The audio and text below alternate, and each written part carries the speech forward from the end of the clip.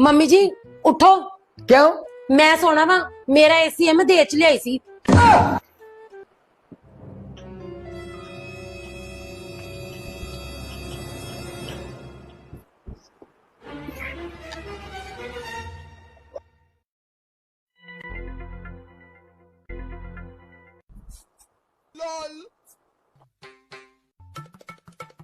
Mummy जी TV का remote दो। क्यों? मेरा टीवी है, दे च लियाई सी, मैं देखना। अभी मजा आएगा ना भिड़ो। ए बहू उठ। क्यों मम्मी जी? तू दाल नहीं आई, मेरा बेटा है, मैं बैठना।